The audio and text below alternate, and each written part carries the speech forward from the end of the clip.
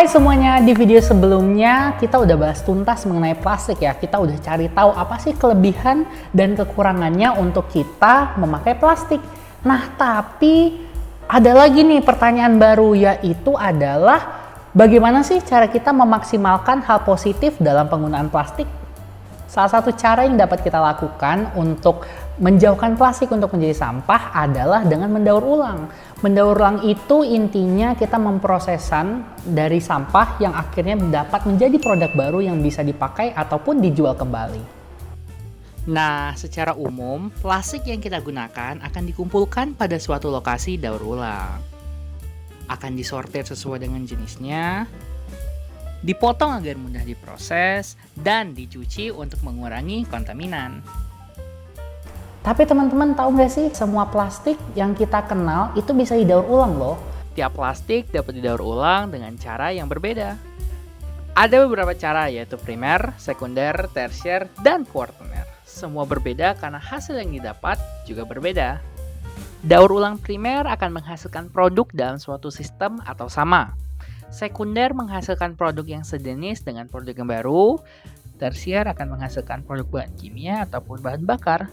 Dan daur ulang kuartener adalah proses yang dilakukan untuk mendapatkan energi yang terkandung dalam plastik tersebut atau yang sebagai kita kenal sebagai energi panas. Secara teknis, botol plastik transparan sangat cocok untuk didaur ulang secara primer. Sedangkan plastik berwarna cukup sulit untuk didaur ulang secara teknis, namun tetap dapat didaur ulang loh. Karena itulah, untuk kamu yang lagi di rumah sekarang, bisa mendaur ulang dengan cara memilah-milah sampah di rumah kamu. Sampah yang tidak disortir dapat memperlambat proses daur ulang dan meningkatkan kontaminasi.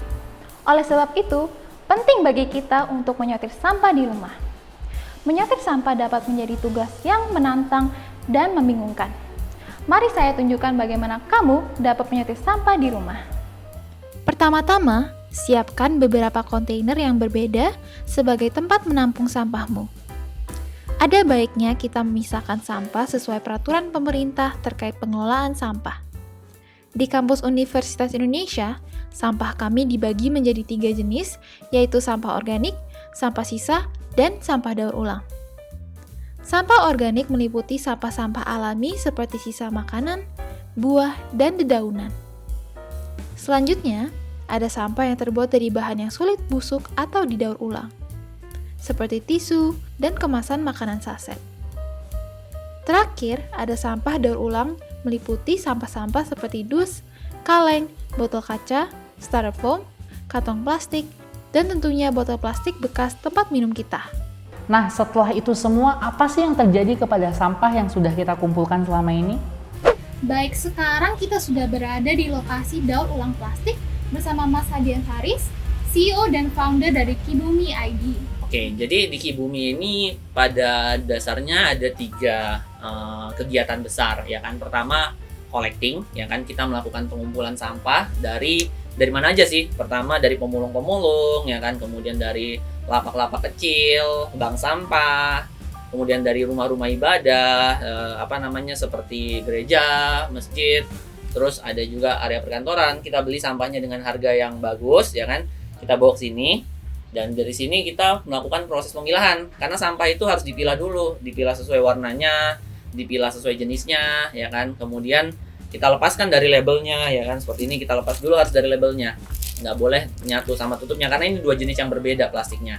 Nah, setelah kita pisahkan di meja conveyor belt, nah di sini juga kita memberdayakan pemulung, teman-teman pemilah itu teman-teman pemulung. Setelah itu kita press supaya ukurannya kecil dan gampang dikirimkan ke pabrik-pabrik daur ulang yang membutuhkan. Wah, ternyata tidak terlalu sulit ya untuk memulai perubahan. Memulai dari kita sendiri, kita bisa menimbulkan efek yang positif kepada masyarakat dan lingkungan sekitar. Ternyata segala kunci dari masa itu sebenarnya ada loh di diri kita sendiri. Akan tetapi, sebagai individu, kita tidak bisa menyelesaikan semua masalah itu sendiri. Karena itu, kita membutuhkan bantuan dari segala orang. Kalian penasaran gak sih peran semua orang dalam mendaur ulang plastik? Kalau begitu, jangan lupa untuk menonton video selanjutnya di mana kita akan membahas itu lebih lanjut. Dadah!